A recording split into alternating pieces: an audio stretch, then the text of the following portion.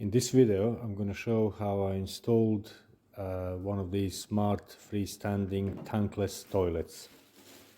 To do installation, all you need is 4-inch waste pipe outlet, 15mm water supply and power socket. The toilet is fully assembled and it's self-contained. It's tankless system, so it does use jet flush to actually flush the contents. So first thing I'm doing, I got this straight pan connector. I'm just offering it on so I can trim it in order for toilet pan to go all the way back to the wall.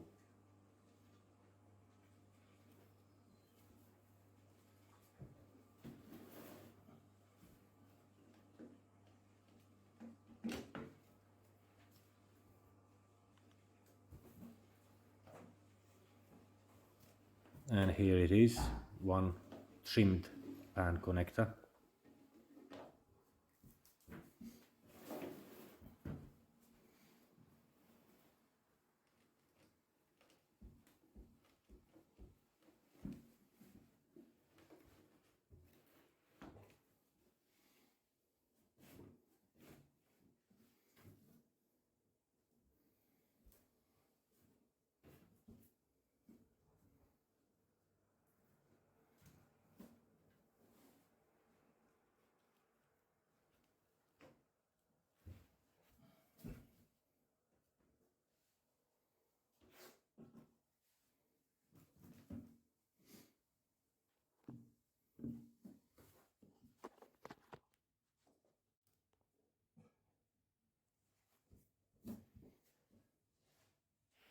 Our electrician already prepared exterior grade socket with splash-proof lid within the boxing. So I'm just gonna plug this cable connector into the socket, close it up and put it back in the boxing.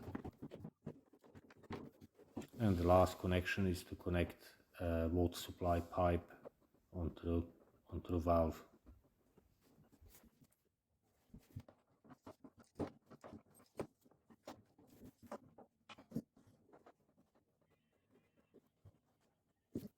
Once connections are done, I'm gonna turn the power on the isolator,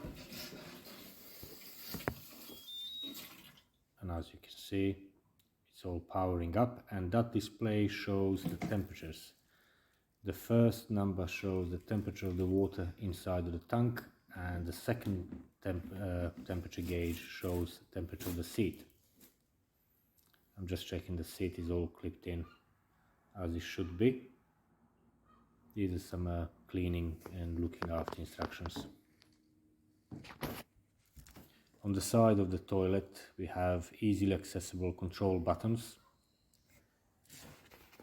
in some logical order, and as when it comes new, the toilet has this plastic cover that will allow you to do all the testing and everything without getting your face washed. Now I checked the toilet, it is all powered up and it's actually all good. I'm gonna just tidy up this cable and close the boxing in so I can start with initial setup of the toilet. I would prefer if this cable had some sort of quick release connector behind the toilet, so it could have been pushed behind the paneling, more discreet, but unfortunately it's hardwired in the back of the toilet seat, and on the other side it has got that RCD protection with a plug, which is quite chunky, so it wouldn't be as easy to push it behind the boxing. But luckily it's not long way away from the boxing, and it's not showing for much. You can see that egg-shaped plastic protective tray there, like a screen. Now to test all these functions you have to put some weight on the seat because it's got a sensor within the seat to sense a person sitting on. So I just put my arm over it and push down so it can actually sense that. And now I'm gonna operate one by one function with the buttons on the side of the toilet. So the first button is flush, the second button is one wash cycle.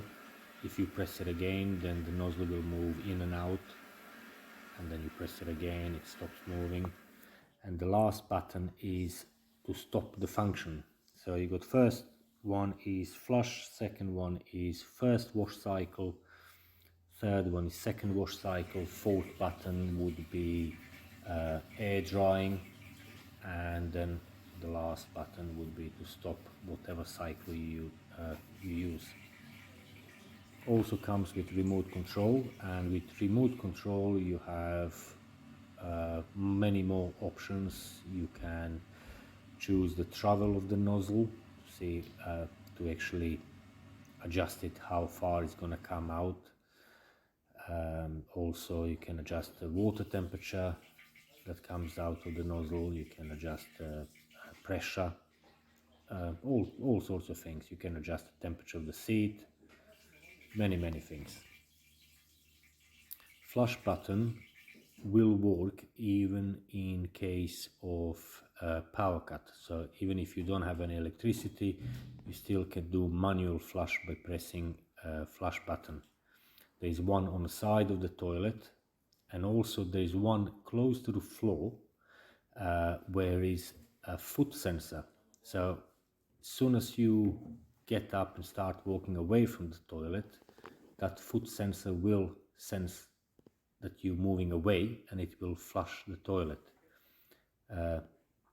If you press that sensor, then also you will do manual flush. I think it's quite neat looking toilet, and it is quite sophisticated.